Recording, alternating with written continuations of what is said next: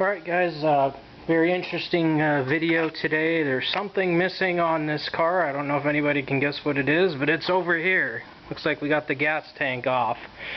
So, don't know what's going on. I might have an idea, but I'm just going to go over what I've done, because I got to do something about this at this point. So as you can see, gas tank is off of the car, fuel pump is off of the car. So we'll start from the beginning here. So, it was making a loud humming noise. So, had to remove the filler neck. This was a pain in the ass. This thing was like stuck in there. So kind of look at it. It just did not want to come out, and I probably spent like an hour trying to get it out. And it finally just popped out. And I had to cut the filler neck gasket, which was no big deal because I have one already. So when I put this thing back on, that will be good to go. Check the fuel filter. I blew air in it. This is a new filter. Blew air in it, came right out. It's not clogged, so I don't think that was causing it. So that's that with that. So when we look at the actual pump, take the pump out. Here's what I think has happened. So it was this bag. I don't know if this was from another fuel pump or from the sending unit. If it's from another fuel pump, as I said, Firestone fucked up royally on this. It looks like a little filter sack for a fuel pump, but I'm not sure if this is part of the sending unit or a fuel pump little flipper thing. So as you can see, some of the fibers are inside the little bag here. So I don't know if maybe this was in there and it caused it to get clogged. I just have no idea, because when I took the tank open and I look inside, it's actually pretty clear in there. It's hard to see in the camera, but I mean, you can look at the bottom of it. I mean, you look at the part that you can see, it's pretty clear in there. And then you can see the sending unit back in there. But I think this might have been what was causing it, because it was just laying in there, and as you can see, it's just... But as I said, I don't know if this came off a fuel pump or it's the little flipper for the sending unit. I just don't know, but it looks really dirty. But inside you can see like little...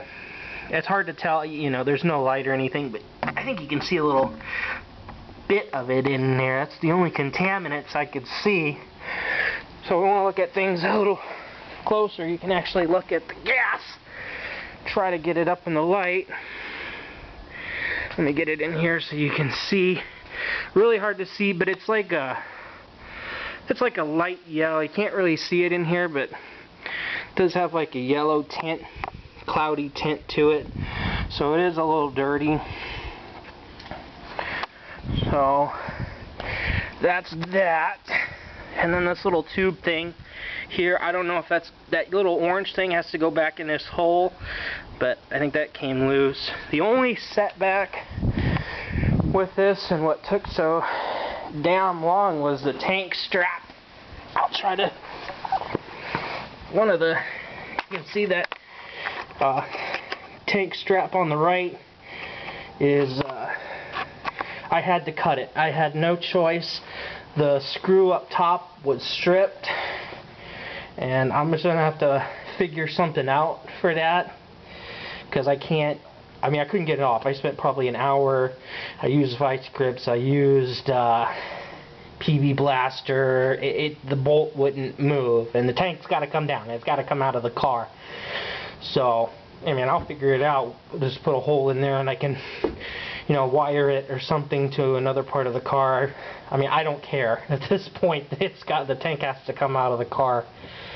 But that was the only setback on that. And then obviously the filler neck took forever to get that thing out. And as you can see, it was damaged. But I think that was from like the car accident years ago. But that I know what happened with that years ago when I did get in the accident, and you guys have seen a little, I got sideswiped.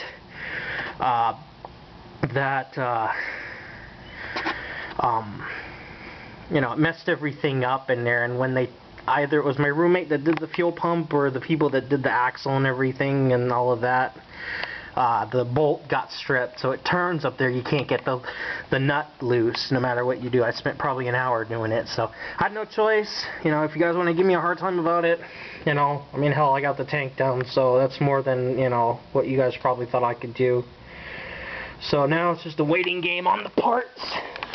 My only question is how the hell do I clean this thing out? Because it's got to be cleaned. I mean, obviously gonna take some soap and water and wipe this off so none of this shit gets in here. I mean, it's so dirty. And then I still gotta get this. I don't know how I'm gonna get this off. I figure if I'm gonna replace a fuel pump, I might as well do the sending unit. If that flapper's part of it, you know, then I need to replace it. But I don't know if that's from the sending unit or a fuel pump. It sure as hell better not be from an old fuel pump, because I know who did that. I mean, if that's the case, you know, it might have been something Firestone did. I don't know. But maybe you guys can confirm if that little flapper, because obviously that thing looks like shit, so I don't know if maybe that's what caused it, but it definitely looks like it broke off, and little particulate matter probably got caught in there, and you can see it. You can see it in there. But that's where I stand now.